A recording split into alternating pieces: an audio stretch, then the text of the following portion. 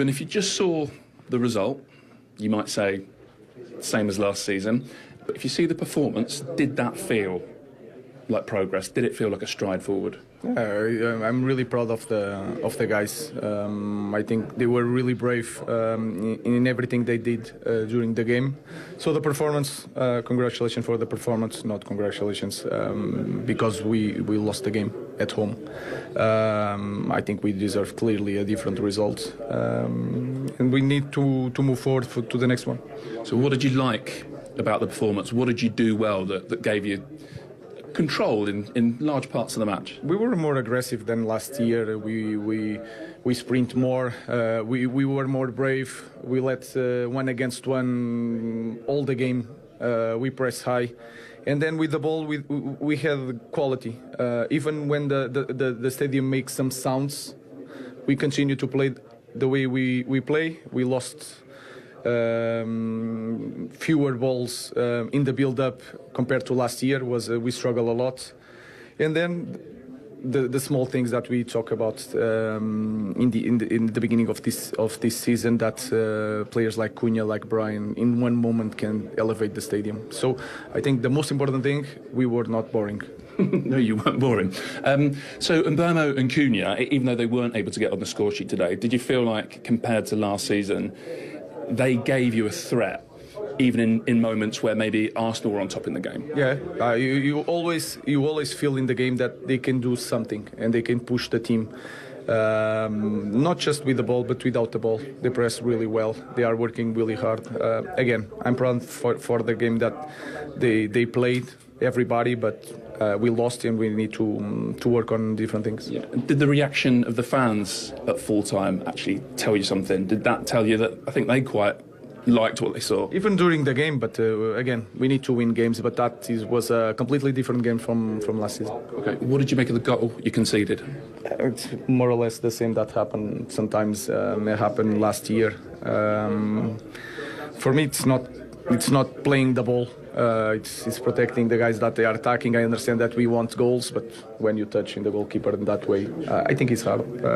And especially to lose with a goal like this, I think it's hard. What would you say to your goalkeeper then? What, bad luck, that was a foul, or does he have to be stronger in that instance? It's hard to be strong when you have to push and to go for the ball. Sometimes you are pushing and then you don't have more hands to go for the ball. We need to be stronger in that moment, but especially we need to do the same thing in the opposite side. So we are not changing the rules. We have to adapt to the rules.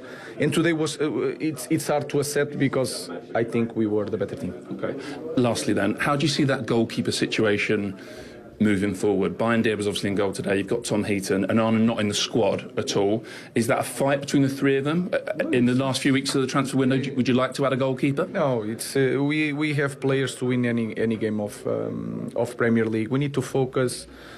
Forget about the noise. We are fighting for the places. That is a good thing, but we are playing as a team. Doesn't matter who is playing. We want to win games. Thank you. Arteta, they got the job done after that early goal here at Old Trafford. Roy Keane, how significant do you think that victory is? It's an important start for him, with the other teams doing so well over the weekend. Wasn't great the second half. I thought you lacked quality, particularly from Arsenal's point of view. But you take a win in the first day of the season, and you move on. Obviously, a home game next week to Leeds. They'll fancy themselves in that match. But overall, I think the game was poor second half. The expectations at United now is so low that even when Gary was talking a commentary, everyone's even comfortable with 1-0 defeat. You know, you've got to do better again. Does that trouble you? It does worry me, yeah. Even there was obviously the couple of the new signings, a lot of encouragement with that. And they're getting you up the pitch and there's a bit more power. You think, obviously, results will improve. It's always tough against Arsenal. But again, no goal, another defeat, first day of the season. So, yeah, still problems there with United. And then we see it, obviously, with the goal, in terms of set piece, physicality, determination to get a result. Your goalkeeper really not doing well enough, not being strong enough. So, yeah, there's still that worry. I had it before the match.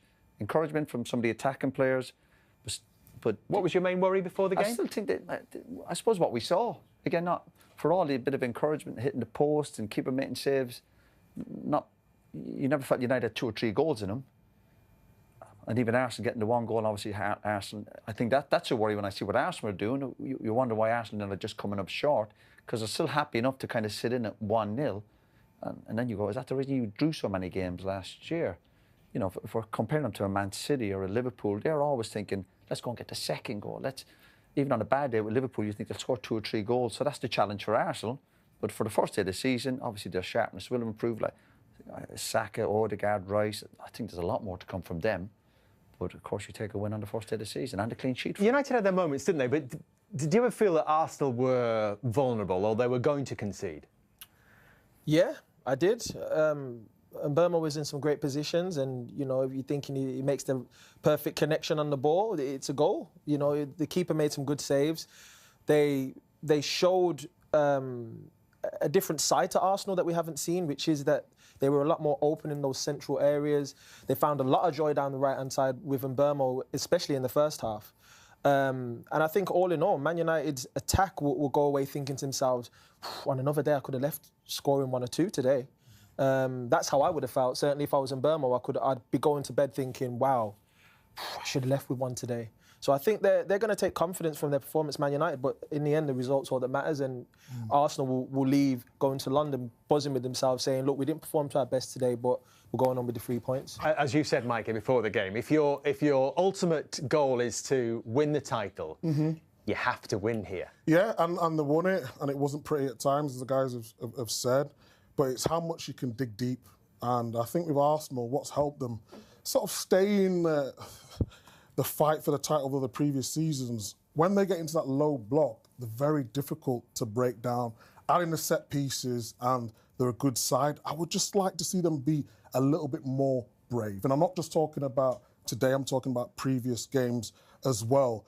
But how to start a season, to come to Old Trafford and get the 3 points, you can't ask for much more than that, especially when your players are not fit at this moment in time. And probably predictable, the source of the goal, because we know Arsenal are so good from set pieces, and here they were, their first corner of this new season, and you saw Manchester United in disarray trying to deal with it. Yeah, again, good delivery. We know Arsenal are big and strong and they vary it.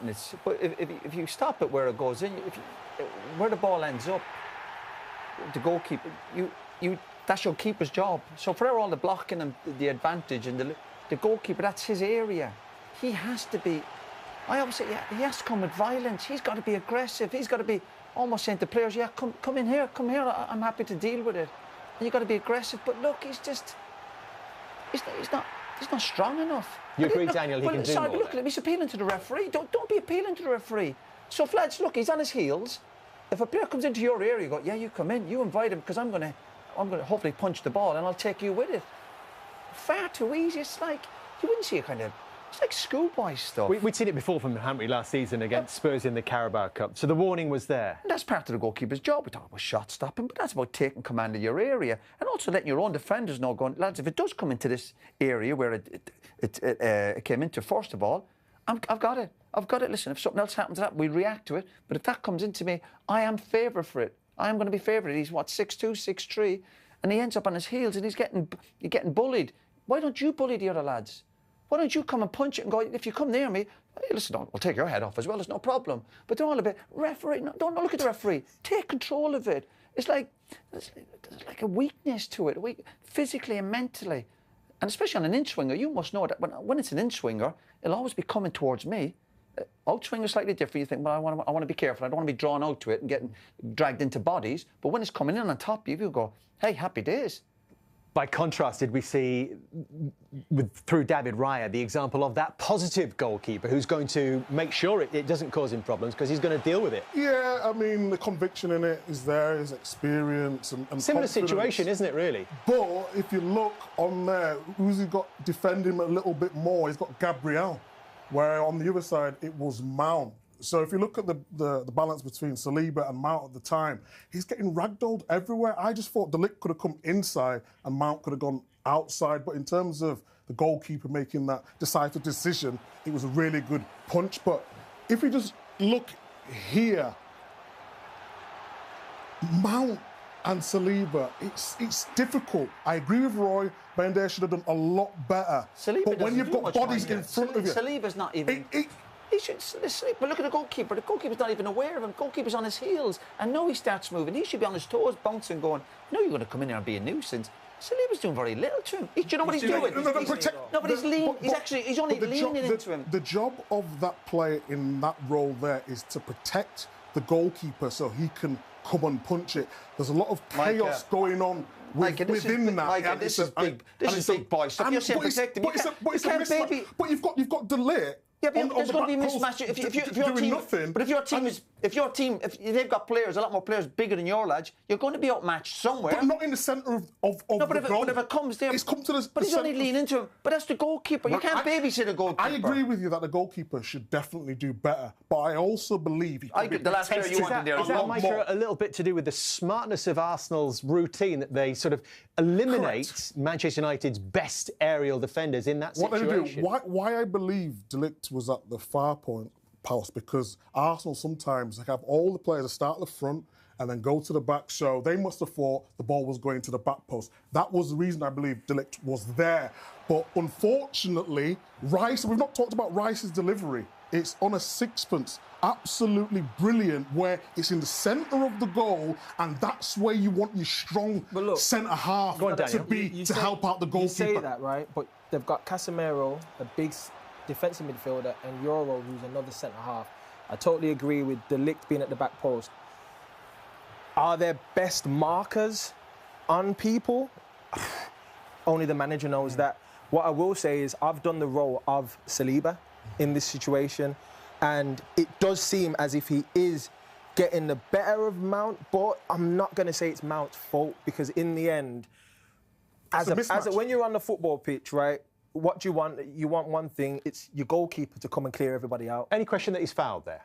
No. I wouldn't say so. You know, you should go and play chess then, shouldn't you?